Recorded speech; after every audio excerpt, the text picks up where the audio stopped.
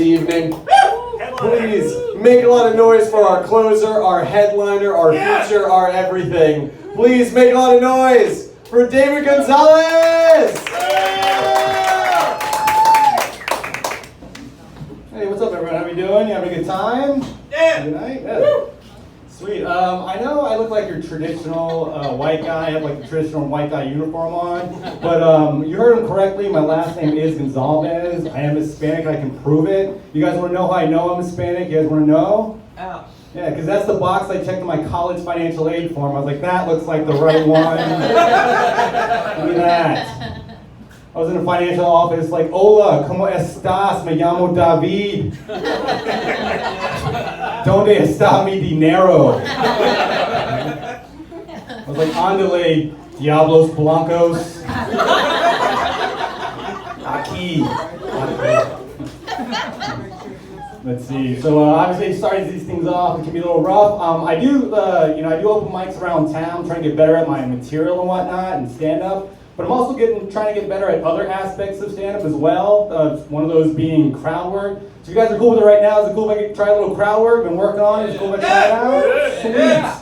All right, right here. Sir, if you don't mind me asking, where are you from, sir? Where are you from? Pittsburgh. All right, Pittsburgh. Sweet. Pittsburgh. Shit, still not good at crowd work, guys. Still working on it.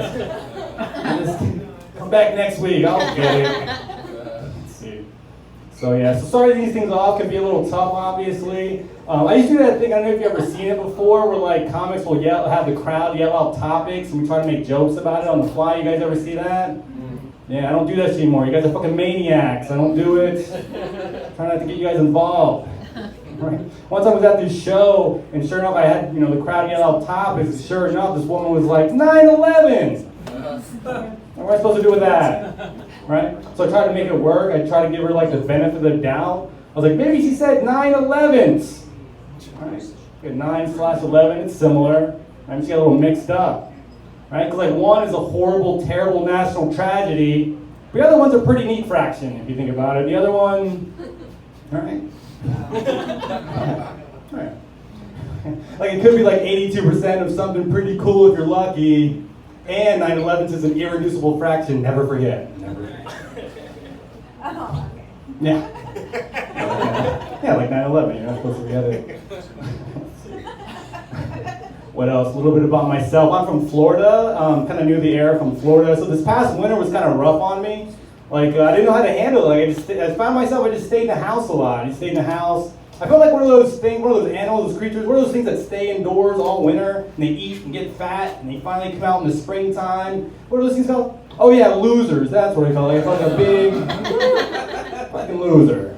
But it was cool. It was cool because like I have this twin brother of mine. The brother, he came over. He tried to give me some advice to get out of that funk. He tried to help me out. He's like, Dave, you just gotta like stay busy. You gotta stay active, right? He's like, if it's snowing outside, you just gotta do snow activities. But for me being from Florida, I thought he meant something completely different. I was like, damn, bro, we could have been hanging out. Why didn't you tell me? Right. But he's like, no, Dave. He's like, what I meant was like hang out with your niece and nephew. Right? I was like, okay, well, if you want to bring those two little narcs along, that's cool. We're not sharing. Oh, shit. Let's see. What else? Yeah, I'm still a little new to the area. This winter was a little tough. So I found myself, I was probably online this winter, like probably online a little too much. I was online on social media so much, I started thinking the term racist white guy is redundant. Just say white guy, it's implied. See?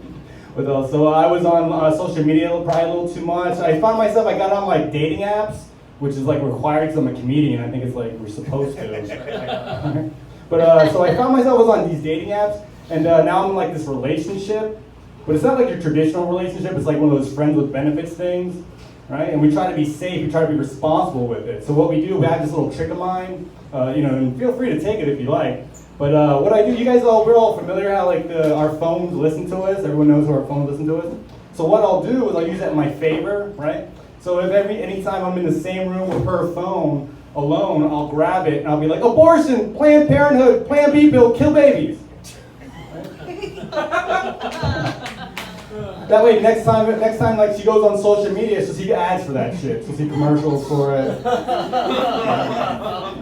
Gotta plant that seed, so we don't plant that seed if we catch the drift. Let's see. So it's funny because that joke, sometimes that joke doesn't go well. Like I find like in like pro-abortion crowds, they don't like it just because I even say abortion.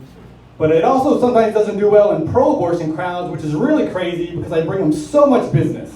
Like if you're pro-abortion, I'm your man. Keep the lights on in there. All right. Yeah. So was that the light or was it do a couple more? Yeah. Yeah, the light? All right, well, yeah, let's get the fuck out of here. That was a good one. Abortion joke. Thank you, David. Guys, that was the show. Thank you all for being here. If you guys like what you saw,